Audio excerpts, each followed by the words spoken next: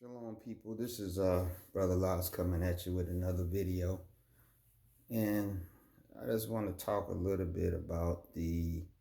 I'm gonna use the word colonial virus because even though my YouTube channel is uh, very small and I don't want to use the word insignificant because whoever was meant to see this or any other video that I produced, uh, they aren't insignificant. Whoever comes across this video, so I'm gonna just use that word, colonial virus, just in case the algorithms of YouTube pick this up.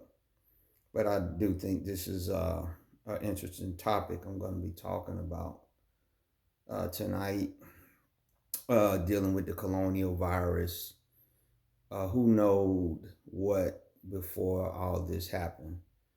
We do know this as a stated fact by Dr. Fauci and many other prominent virologists that they were working on a vaccine or rather they were studying to include getting a vaccine for a colonial virus dealing with some bats that were in China. And I don't know whether it dealt with the fact that China has some of the largest, what they call wet markets, meaning bush meat, where they eat all kinds of unclean animals like rats and bats and different things like that. And I guess the thinking supposedly was that we know that the other colonial viruses that broke out in the last 20 to 30 years, there was some thought, I guess, that maybe these colonial viruses were also passed on, maybe through the eating of the bush meat from the wet markets, so that maybe supposedly their thinking is, let's get a jump ahead by making sure that we can make a vaccine for this particular colonial virus, because we seen what happened and we want to preempt it. Apparently, the study of this was going on in the United States, and then it moved to Canada, then it moved to China.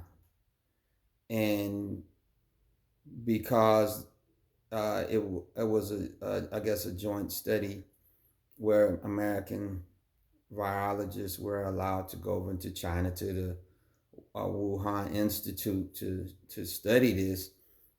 Apparently, money from the Obama administration that he earmarked for that study was taken over to the Wuhan Institute by Dr. Fauci to continue the study of probably that and many other viruses, but in particular, I guess, just these.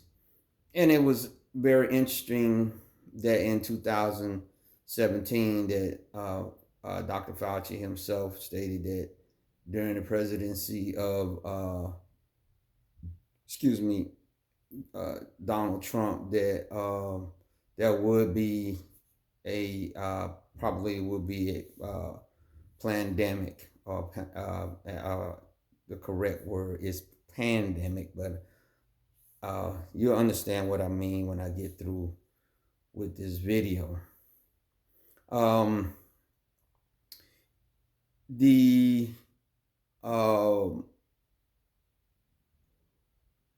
The Word of God talks to us about individuals like Dr. Fauci and those other virologists, and indeed the Chinese government and everyone else that was involved in this uh, pandemic.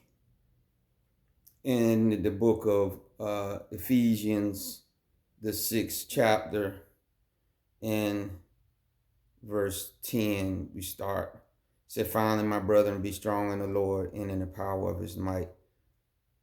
Put on the whole armor of God, that ye may be able to stand against the wiles of the devil. For we wrestle not against flesh and blood, but against principalities, against powers, against the rulers of the darkness of this world, against spiritual wickedness in high places. Let's stop right there. We wrestle not against flesh and blood, but against principalities, against powers, against the rulers of darkness of this world, against spiritual wickedness in high places. These people are operating in spiritual wickedness in the highest levels of all the world's governments. Indeed, uh, the word used for the Chinese empire has always been that of a dragon. And there's a reason for that. Chinese believe that their emperors were they actually started out as dragons who morphed themselves into humans, and that divinity, that the dragon is divine. And so even though the communist government, pushes that they don't believe in any God or whatever, yet the moniker of that dragon and that power of that dragon, I think it still permeates throughout that that continent. I would consider it to be a continent because it's so big. You could fit several countries within China, and plus you have Mongolia, you have Tibet, and all those other places. So without forgetting those nations who are gobbled up, I'll say the continent of China. And really, if you look at Asia, outside of the Soviet Union, China is the continent of Asia. India is trying to hold them back, but every day you look and see that they're clashing on that border. And even the fact that India has, or at least it was stated that they might have some nuclear capability, I don't think that they can withstand China. And then also looking into the Middle East, China has made inroads into that. So we might as well say that in the near future, Asia will be the continent of China, because it's pretty much no place that they haven't stopped. And that includes the United States. That is no doubt in my mind that, like I said, this thing was a joint venture. And the reason I'm stating this is because of this one article right here. Well, actually, it's many articles, but I don't know if any of you remember back when all of this stuff started first happening back in 2019, and you heard about a Senator Richard Burr that at that time was the and I want to get it right. He was the head of the Senate Intelligence Committee. Now that's a very powerful position, because that individual, when you're dealing with anything of spec ops, special operations, any military operations, any high powered science, anything dealing with intelligence that affects this nation, this individual is going to have front row seats to what's going on because they discuss these things. They fund these kinds of things, so they have to know what's going on. And I don't know if you remember that there was talk about stocks being sold off or dumped before all this with the colonial virus started, and then as it started spreading, that story got brushed under the rug or kind of got lost in the sauce. Well, I never forgot about it just for the fact that this particular senator is a senator for this part of North Carolina where I reside at, and it really piqued my interest. I said that the microphone should have been in this guy's face about what he knew and all that, but I guess the saving of lives and all that stuff must have came as the president, so nobody thought that that's important. But I'm gonna read you this article, not all of it. I'm gonna read bits and pieces and tell you why this should make you understand that this is not something is very wrong here. I do believe that the colonial virus is definitely real, but I don't believe it's natural in nature. I believe that it was um, made in the Wuhan or whatever in the Wuhan Institute. I know that, and without going too long before I can start reading this article, but I just want to get this caveat. We do know that China has been, well, I ain't gonna say has been, China has uh, uh, not put itself in any of those scientific, I don't know what words you could use, these scientific groups where they say we're not going to do unethical stuff in science, meaning that when it came to the cloning and came to chimeras where they took human DNA and mixed it with animal, they're not part of those treaties. That's what words I'm trying to use. They're not bound by any of those treaties. So we know that it is has been talked about by scientists that when you mix human and animal DNA together, and whatever kind of diseases that could not cross the human animal barrier, that you would eliminate that and create a new type of disease that never existed before, because these things are not natural. I'm believing that's probably something that could have happened in this case of this colonial virus, that something dealing with them dealing with those bats and dealing with people. Who knows? Because we know that China has already I think they said they can grow human hearts in pigs, and they could potentially put human embryos into the wombs of cows, and basically grow babies in cows, and all this other kind of crazy stuff that was not could not be done here in the West, or at least not legally. Who's to know what they are doing? But I believe that is something that happened, and I believe that this senator knows something, and not just him, of course. People way up the chain though, but in particular, this story right here said, here it is: Justice Department ends stock trade inquiry into Richard Burr without charges. It is coming from the New York Times. It might be backwards because I had to flip it around, but it said law enforcement officials told the senator that they would not pursue charges over his dumping of hundreds of thousands of dollars of stock after Senate coronavirus briefings. After Senate coronavirus briefings early in the pandemic. I wonder why.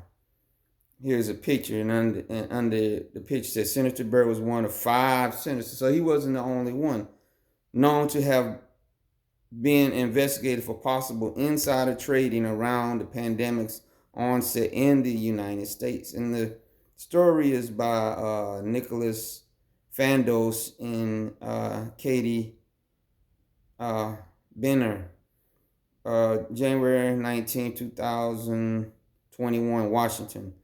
The Justice Department informed Senator Richard M. Burr, Republican of North Carolina, on Tuesday that it would not pursue insider trading charges against him, quietly ending a months-long investigation into his dumping of hundreds of thousands of dollars in stock in the turbulent early days of the Colonial pandemic. The decision by the Justice Department effectively cleared a cloud of legal jeopardy that had loomed over Mr. Burr since the sales were first disclosed in March. At the crux of the case is whether Mr. Burr, then the chairman of the Senate Intelligence Committee, had acted on non-public information about the contagion and he had received at senators only briefings. A handful of other senators drew similar scrutiny for their trades over the same period and were cleared in the spring and summer. I wonder why. Okay, in the midst of all this, impeachment proceedings were brought against Donald Trump. Now, don't get me wrong, those probably were important as some would think because of the stuff that was going on at the country. But to understand that this pandemic, which has shut down the whole world, that not investigating them was not as important or even more to get down to what they knew when they knew it. I find that hard to believe, that all these people that was railing against the antics, and I say the antics of Donald Trump during the pandemic, that they wouldn't have also drew these individuals out and put them front and center also, especially since one of them was a Republican and was the chairman of the Senate Intelligence Committee. I find that hard to believe. Why? I wonder why. Let's keep reading. See, a handful of other senators, Drew, and were cleared. Okay, Mr. Byrd's case proved far more complicated. I wonder why. And included grand jury subpoenas and a search of his electronic storage accounts. At one point, the FBI seized a cell phone, a highly intrusive tactic for a sitting member of Congress that required sign-off by Attorney General William P. Barr. Mr. Byrd, 65, insisted throughout that he had acted within the law, but preemptively stepped down from his Intelligence Committee post to avoid distractions and adopted a low profile in the Senate. What about a subpoena before the Senate? Just because you resign from your committee membership? Okay, let's keep reading. He had already planned to retire when his term ends in 2022. Unless he would have been asked to stay for another term. They always do that. I must continue to serve at the pleasure of the people, but I digress. Said tonight, the Department of Justice informed me that it has concluded its review of my personal financial transactions conducted early last year. Mr. Byrd said in his statement, the case is now closed. I'm glad to hear it. My focus has been and will continue to be working for the people of North Carolina during this difficult time of our nation, which was something that you knew about, and other people like you that was spiritual wickedness in high places.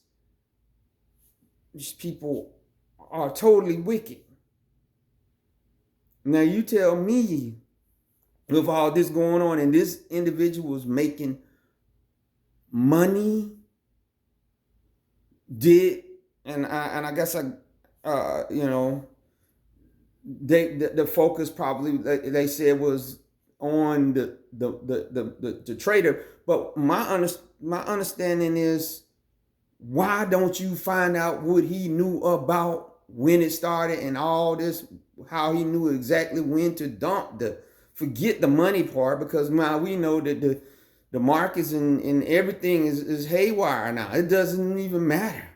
Of course, if he doesn't already have a Swiss bank account somewhere with a lot of gold somewhere, which most of them probably do. But I digress again. Let's keep reading. It was not immediately clear whether the Securities and Exchange Commission, which was also investigating Mr. Burr's trading, had closed this case as well. The Justice Department had shared its decision with Mr. Burr's lawyer, Alice Fisher. The Justice Department decision and Mr. And let me stop right there. This is something that the new administration should be able to pick up, right? If they could go this for, I guess, the first 2 years almost or more of Trump's presidency, investigating the Russia thing and over, why come they can't throw this in there, considering that now people are saying this colonial virus will never go away, that you can't say, well, this is, it is not a big deal. No, just because he's retiring or whatever, the Securities and Exchange Commission should still be able to carry on and find out more. And as they dig up more about the money and when he did what or whatever, and that well could be what's going on. I don't know, but I just don't hear them saying a lot about this, because they said that the Justice Department quietly. We'll see, because my understanding is the new administration kept the same FBI director that Trump had. So I don't know. We'll see. But let's continue. The Justice Department decision in Burr case came after prosecutors in Washington quietly closed two other politically fraught cases this fall without charges. A person familiar with the matter said on Tuesday when asked about other delicate cases, is this colonial virus being delicate? Why do we have to be delicate with these individuals when this thing is affecting the whole world? Spiritual wickedness in high places. You understand what I'm saying? That not only him, if he's the Senate Intelligence Committee chairman, you got the head of the Senate who's over him, and then you have the speaker who's over the House Intelligence Agency committee that has to probably communicate with the Senate Intelligence. So that'll probably up more than just these 5 senators that they had probably knew.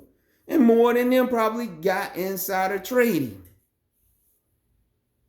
Okay, let's keep reading. In one inquiry, codenamed Operation Echo, investigators opened a leaked case into a Washington Post column about phone calls in late 2016 between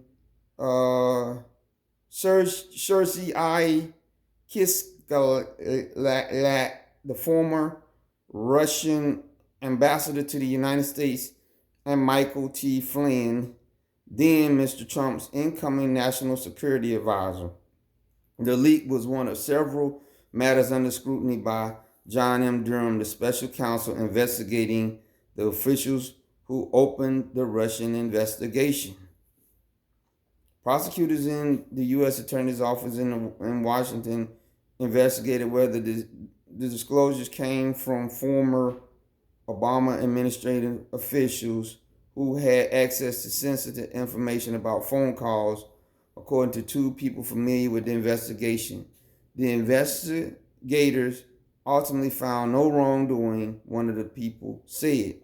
Prosecutors in Washington also recommended that the office close its investigation into Walid Fari's a former Trump campaign advisor suspected of secretly working on behalf of the Egyptian government in the months before Donald Trump took office to influence the incoming administration. Michael R. Sherwin, the acting U.S. attorney in Washington, signed off on closing both of the cases on the prosecutor's recommendations, according to a person familiar with the investigation. The Justice Department spokesman declined to comment. The conclusion of Mr. Burr's case in particular brings to close a remarkable and painful period for the Senate itself. Forget their pain. What about the pain of the world? What about the pain of the so-called great state of North Carolina, as he says it? And he knew what was going to happen with this pandemic, and he made money off of it, blood money.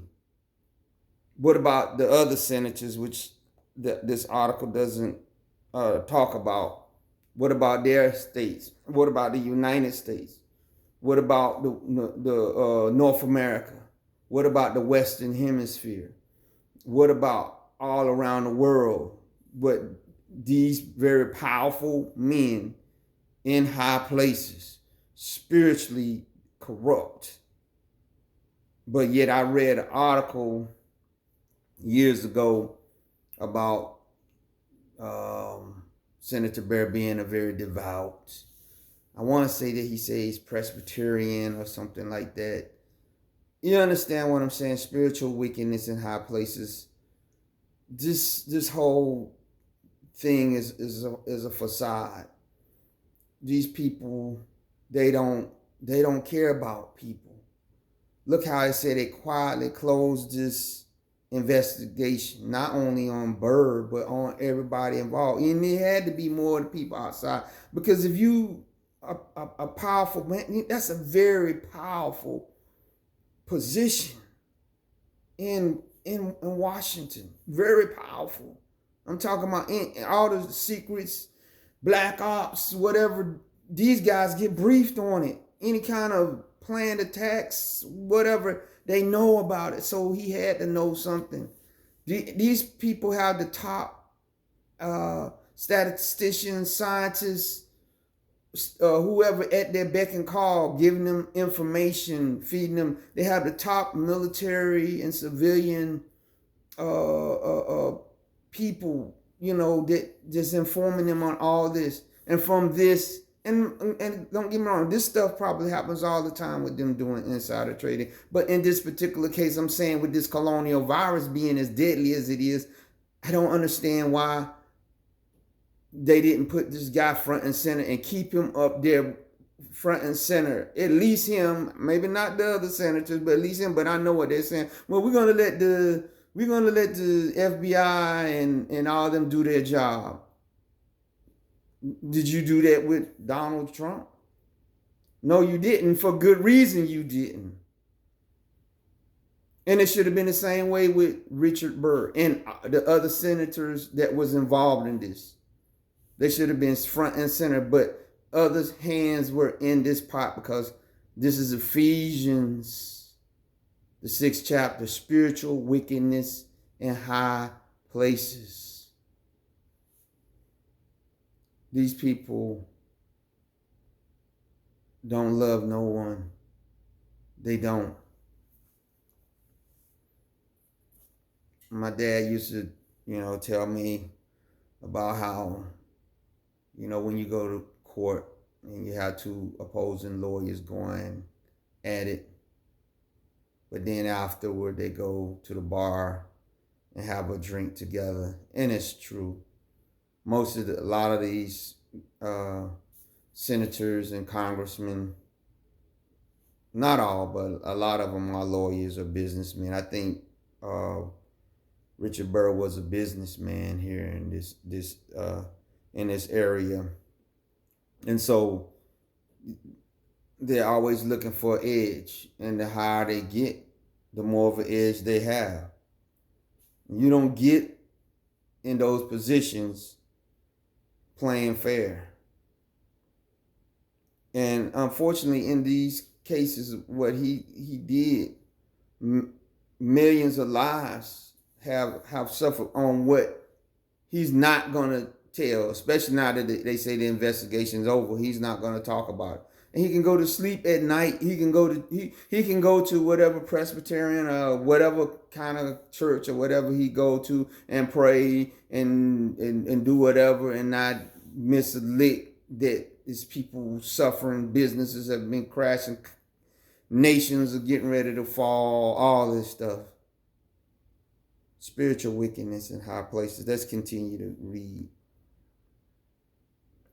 It said, though no one was ultimately criminally charged, news accounts of senators' rush of money-saving stock transactions at a time when many Americans were badly hurting set off a debate in the halls of Congress and the campaign trail about conflicts of interest and the efficacy of lawmakers holding financial stakes in companies affected by their work. For an institution that already has dismally low public approval, the saga certainly did not help Congress. Who cares about these people? With his name cleared, Mr. Burr can now try to reclaim the top committee post on intelligence or the Republican slot leading the Senate's health committee. Do you understand what I'm saying?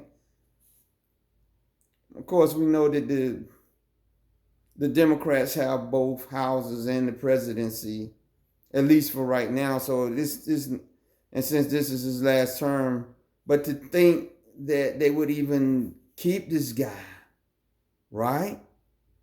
And that if he probably came back here to North Carolina, it is some people that would just overlook the fact that what he know, because it's many more people connected to this thing than a lot.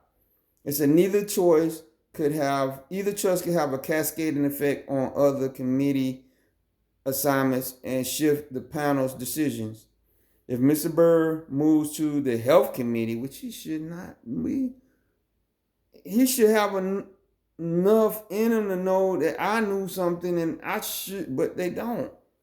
He said, I would leave Senator Marco Rubio of Florida. Notice all this article, they're not really castigating this guy for the knowledge that he know that might could have affected them battling this stuff because he knew something. But they're going to continue on with the covering up for the spiritual wickedness in high places. Even the people that wrote this article, they're gonna cover it up and try to keep the focus on the money thing when they know that this whole system, they want to crash this financial system the way it is and put us on a cashless society, which is what he probably knew he's cashing out. And I would not be surprised if he probably has a lot of Bitcoin or whatever other kind of what he knows is going to happen, because we know that's getting ready to happen. And he knew something, and those other senators. So they want to talk about the politics of committee chairmanships, whatever. He said a conservative with national, it would leave Marco Rubio. He said if Mr. Burr moves to the health committee, it would leave Senator Marco Rubio, Florida, a conservative with national political ambitions and less of an appetite for bucking his party as the top Republican on the Intelligence Committee. Hallelujah. So you think he's not corrupt? He's not corrupted in some way also too? It said if Mr. Burr tries to return to that post, Senator Rand Paul of Kentucky, whose clashes with government health officials overseeing the pandemic response has alarmed many of his colleagues, will be next in line at the health committee. Mr. Burr was one of 5 senators known to have been investigated by the Justice Department and Securities and Exchange Commission for possible insider trading around the pandemic's offset in the United States. and I was wrong. They do have the other senators in here. It is Senator Kelly Loeffler, Republican of Georgia, James Inhofe, Republican of Oklahoma. Okay, and Dianne Feinstein, Democrat of California, were all cleared. I didn't know that. Dianne Feinstein. An investigation into Senator David Perdue, Republican of Georgia, expanded to include transactions worth more than $1 million in a financial company where he once sat on the board before it was closed in August. Those are some heavy hitters right there. All of these, especially Inhofe and Feinstein, very big. You can see why they took their hands off. Spiritual wickedness in high places. Mr. Burrs remained open months longer, and that's why they didn't hit him. Though he did not contest that he sold much of his portfolio out of concern for the spreading pandemic, he insisted that his trades were based entirely on information reported by financial news outlets in Asia, not special briefings he received as a senator. Liar. These people have proved themselves to be liars. Insider trading cases, particularly those involving lawmakers, are notoriously difficult to prove. Lawmakers, like other citizens, are allowed to make investment decisions based on public information.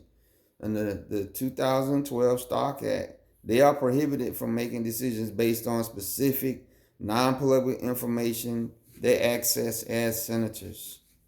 That's like asking making the fox the one that keeps the tab on how many chickens are in the hen house, and not expecting him to go 1, 2, 3, 1, 2. You understand what I mean? He had access to it. The fox is gonna take one of those chickens and adjust the count as needed. They're gonna take this information, and if they don't use it themselves, they're gonna give it to some family member, because if the whole thing is made up of foxes, the foxes are all gonna, they're gonna say, okay, when I come over to the hen house, I'm gonna get mine. Okay, so don't bother me. Don't bother me while I'm getting my chickens, counting how many chickens in the hen house. When you gone in my time, don't you tell on me pulling some chickens out of the hen house like you did, because of spiritual wickedness in high places.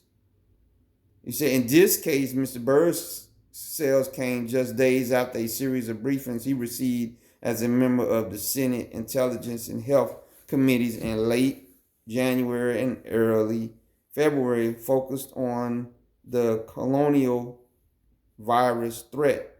At that time, Mr. Trump and members of his party were downplaying the virus threat, though it had spread widely in Asia. The pandemic had yet to greatly affect American life or its financial markets. But understand this, as much as America, military and all those are in these back and forth with China over the Malacca Straits, Taiwan, and all this, and all the intelligence that they're gathering from that, and then for this to come out of China, that they probably had tons, not to mention Fauci and those that's connected to the Wuhan Institute, and like I said, and Bird was on the health committee too, that he would know all these things. I find it hard to believe that they didn't know months or years in advance that this stuff, especially if Fauci is out there in 2017 stating this, that you don't think that they would have had a committee meeting on this years ago that if Fauci said this, let's investigate what he's talking about. Oh, okay, yes, so they're over there doing that, and we delivered this money. Okay, let's see when this thing is gonna come. It's the same thing that happened with the Z virus and the Ebo Ebo virus. I'm gonna use those words. Look at that. I believe that whatever they were trying to do, they were trying to do it with those two viruses, and they wasn't able to get the effect that they wanted. But they finally found one that they can get the effect that they want, and they was gonna make some money off of it too. That's my opinion. That's what I believe, because you're gonna sweep this under the rug what these guys did and what they knew, that no stone would have been unturned, especially if you have impeached a president twice, and part of it dealing with this pandemic, that you wouldn't go to these senators. Why? Because see, they probably knowing stuff long term out, way before Trump probably even got into office. And they knew exactly when to do this stop. Said Mr. Burr had long trained his eye on public health and warned about the threat of pandemics. Clearly took it more seriously. On February 13th, he sold, and this is why I know. Listen to this. This is spiritual wickedness in high places. Listen to this. He sold 33 stock holdings. 33 is the number. 33 is their number. They telling the public what they know. He sold 33 stock holdings worth a collective $628,000 to $1.7 million, a large share of his portfolio. Talking about some of the money that he planned on living off when he gets out, on top of whatever else ill-gotten gain that this man got. And this is not worth investigating and putting it before the public and putting him up. No, but not just him. Other senators also. The timing allowed him to avoid losses other investors incurred when the stock market sharply contracted in February and March. The financial markets have since recovered and are scrapping record highs, which are artificial. We're getting ready to come to the end of this article. There are other costs for Mr. Burr along the way. He stood on the sidelines, for instance, when the Intelligence Committee this summer delivered the final results of its years-long inquiry into Russian election interference in 2016 and ties to the Trump campaign. He had overseen the politically sensitive investigation from its outset, working closely with the panel's top Democrat, Senator Mark Warner of Virginia. In the face of sharp objections by President Trump, winning respect from colleagues in both parties. Whatever. That's the end of that. This is a shame. Once again, showing you what they call gaslighting our people.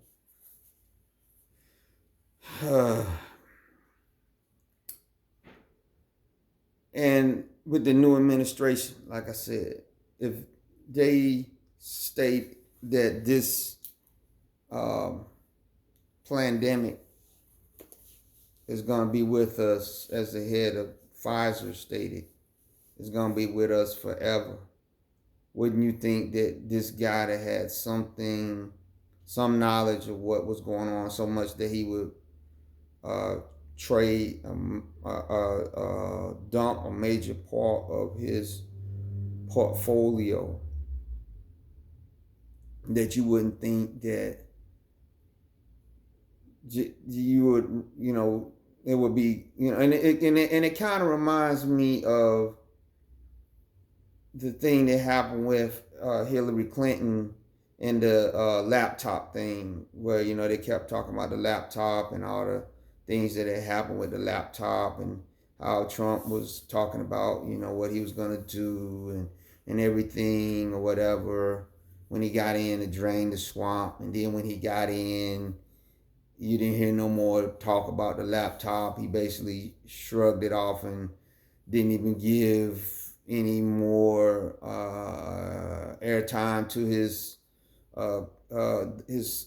those that had supported him and believed that he was gonna try to throw handcuffs on Hillary Clinton, which was the indication that he had given to them. But when it was there, he was like, "No, we're not gonna do that." Now, of course, there's there was stuff dealing with Biden that he kept going at, I guess supposedly because he felt he wanted to preempt Biden before Biden, would announce his candidacy for president to run against him. I guess, but how did he not know that Hillary Clinton would not want to run again, and that, hey, this is my opportunity now that I'm president, I can slap it on her or whatever, but he didn't. It's because these people are controlled by spirits.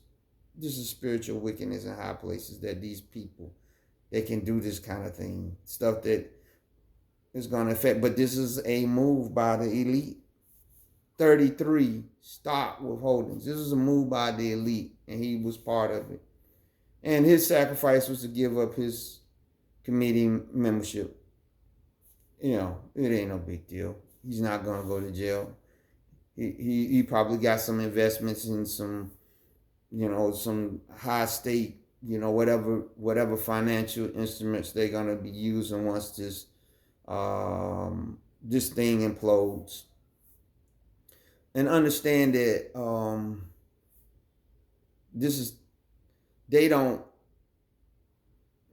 they don't receive prophecies in that sense. They receive instructions from these spiritual wicked spirits in high places that instruct them to go do things and make whatever it is that they say is going to happen. And when it happens, they let other people that are part of that spiritual wickedness in high places know it by giving out signs, symbols, numbers, things like that. And then the news people go and they rebroadcast it throughout the world, and basically tell you without telling you, like in this article, telling you that he knew, but not telling you what you really need to know. What did he know? Could he have said something more to the people?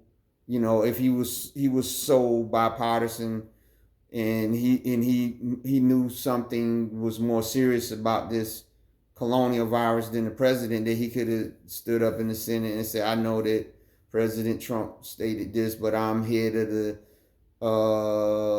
Senate Intelligence Committee, and it's much more. The knowledge that we have about this thing is more." But no, he and the other committee members didn't do that. They went into Wall Street and they promptly redid. And that kind of makes me wonder, like I said, about the Democrats, because of Dianne Feinstein, which is a very powerful Democratic senator that's been in there forever, that she got these briefings and she didn't go to Nancy Pelosi or any of these other people that are with big mouths about Trump needing to be thrown out, that they could have said, "We know what Trump has said, that, but Dianne Feinstein and others that are in the Senate Intelligence Committee is stating this," without giving away national secrets. Of course, they could have warned that, "No, we know," but no, they made it seem like it was a surprise, and they had to. They had to, because now they were saying, "Oh, we knew when you knew what was going on. That's how we traded our stock." This is a lie. But of course, this is all gonna get swept in the rug, and this lets me know that our people need to wake up. We really need to wake up. But then the problem is, a lot of us are so deeply ingrained in this, and I know people are saying, well, if I'm just an ordinary worker, I'm just going about to take care of my family, the politics and stuff like that, um, they're not going to affect me one way or the other. Um, we because, like I said, these people, we are dealing with those that are in spiritual wickedness. We need to know about these people, so in order to know how to pray, against this stuff. We need to know how these committee members or whatever that's doing certain things, so we can know how to pray that the Most High God, the Most High Yah, will expose these people. Will not allow them to get away with the things that they're doing. That we can pray that Yah will bring justice to this situation. That these people that made money off of this thing, that they will not get away with it, and then they will go out and they will go talk about God, and they'll go talk about Jesus, and they'll go talk about how great the states where they're coming from, and how they want to, they're there to serve the people, and they're there, they just doing all this crazy stuff, and whatever, and just getting away with it. And we need to know how to pray. We need to learn how to pray to expose this stuff. Babylon indeed is gonna fall, but how long it takes before it falls, in between that time, we still are here. Daniel was still in Babylon when it fell, and up until and understand that he knew that the time of the 70 years was probably coming close to, at the time when Belshazzar them were feasting in the banquet halls, and were drinking out of the sacred vessels that had came from Jerusalem, and they seen the handwriting on the wall, and they told him, you can interpret it. We'll make you, give you a high position. And he said, I've done all that. I don't want to do that no more. I don't need that. But I'll tell you the interpretation. Your kingdom is gonna fall. He told him the truth. No doubt. I gotta believe that as Daniel seen the closing, coming close to the 70 years, that he knew that he prayed before the Persians got there, because the Bible said that it was his custom to pray, turn toward the temple and pray every day. And I believe his prayer every day was to repent for his nation, and ask the Most High God, the Most High Yah, to deliver them from Babylon or Persia or whoever. And part of that was probably, hey, you gotta expose, you gotta bring down some of these wicked leaders.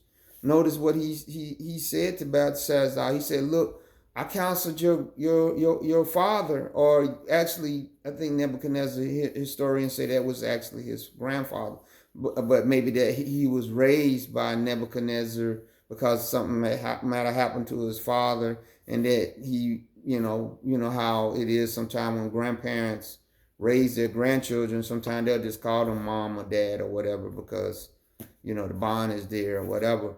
But that he said, I counseled your father by his attitude, and look what had to happen to him. He said, you're heading for a fall because of the wicked things that you're doing. And he didn't listen or whatever, and then of course he fell. And this is I'm saying, Father, please expose these people for the lives and the businesses and things that they have affected with their decisions, and they have lined their pockets, Father. All five of those senators and anyone else that was involved in this thing that knew, Father, don't let them get away unpunished, Father. Please expose them, even though their colleagues and the FBI and the SEC might not do anything, Father. I ask you to do something, Father, because some of your people have been affected by the decisions that these people have made, Father. Even though we know that this must happen in order for the new world order to come about, because we know this is a new world order move. We know it was going to happen, and they just chose still. Yet we don't sit back idly and just go along and feel good and feel good about these people getting away with this. I don't feel good about this guy.